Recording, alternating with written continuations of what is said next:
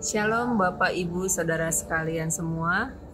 Ada sebuah lagu sekolah minggu yang terkenal yang sering dinyanyikan. Liriknya berbunyi demikian. Hati-hati gunakan matamu, hati-hati gunakan matamu, karena Bapa di surga melihat ke bawah. Hati-hati gunakan matamu. Liriknya simpel dan cocok untuk anak-anak. Tetapi sebetulnya lagu ini menegur kita semua untuk hati-hati dalam menggunakan mata. Tuhan Yesus dalam khotbahnya di bukit sudah lebih dahulu menyampaikan pesan yang sama. Mari kita baca bersama dalam Matius 6 ayat 22-23. Mata adalah pelita tubuh. Jika matamu baik, teranglah seluruh tubuhmu. Jika matamu jahat, gelaplah seluruh tubuhmu. Jadi, jika terang yang ada padamu gelap, betapa gelapnya kegelapan itu. Tuhan Yesus sungguh-sungguh mengenal sifat manusia, bahwa saleh tidaknya hidup seseorang ditentukan bagaimana ia menggunakan mata. Kesempatan kali ini saya rindu untuk membawakan renungan berjudul Hati-hati menggunakan matamu.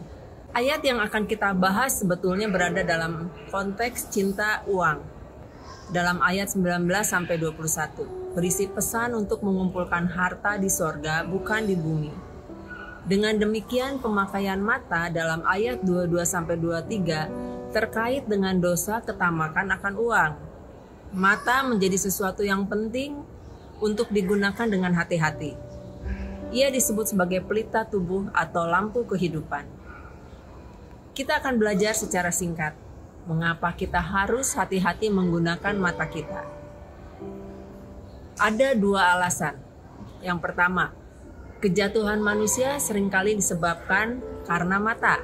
Alkitab beberapa kali mencatat bahwa kejatuhan manusia ke dalam dosa diawali dengan kegagalan seseorang menggunakan matanya dengan bijak. Misalnya, Hawa. Dalam Kejadian 3 ayat 6 mengatakan, Hawa mengabaikan larangan Tuhan untuk memakan buah pengetahuan yang baik dan yang jahat, karena ia lebih menuruti pandangan matanya. Tampilan buah yang sedap membuat ia ikut bujukan ular. Kemudian keturunan Set ada dalam Kejadian 6 ayat 2. Dalam Kejadian 6 ayat 2 mengatakan, maka anak-anak Allah melihat bahwa anak-anak perempuan manusia itu cantik-cantik. Lalu mereka mengambil istri dari antara perempuan-perempuan itu. Siapa saja yang mereka sukai. Anak-anak Allah yang dimaksud dalam ayat 2 adalah keturunan Set yang menginginkan keturunan Kain. Perkawinan sesuka hati yang mendukakan hati Allah bermula dari keinginan mata. Kemudian Simson.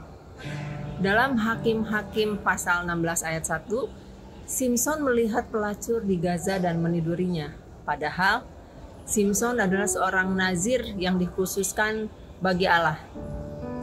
Ia tidak hanya mendukakan Tuhan dengan menikahi perempuan asing, tetapi juga jatuh ke dalam dosa seksual dengan pelacur. Kita sudah melihat beberapa contoh dari Hawa, keturunan Set dan Simson, di mana hidupnya menjadi gelap atau jahat karena gagal menggunakan mata dengan baik. Dosa keangkuhan, seksual, dan keuangan yang mereka lakukan berawal dari melihat. Hal ini cocok dengan nats yang kita bahas dalam Matius 6 ayat 23 yang mengatakan, jika matamu jahat, gelaplah seluruh tubuhmu. Kita diingatkan untuk bijak menggunakan mata. Mata memang tidak puas melihat, tetapi hati bisa merasa cukup jika kita menghargai setiap pemberian dari Tuhan bagi kita untuk dinikmati. Yang kedua, kegagalan melihat kemurahan Tuhan disebabkan karena mata. Pesan yang hendak disampaikan dalam Matius 6 ayat 23 ialah, jika mata seseorang terlalu terpaku melihat pada harta benda di dunia, dia tidak akan bisa melihat kemurahan Tuhan yang mampu memberi tanpa perhitungan. Pastikan kita punya mata yang baik, yang mampu melihat kemurahan Tuhan, yang mampu memberi tanpa perhitungan dengan cara yang ajaib.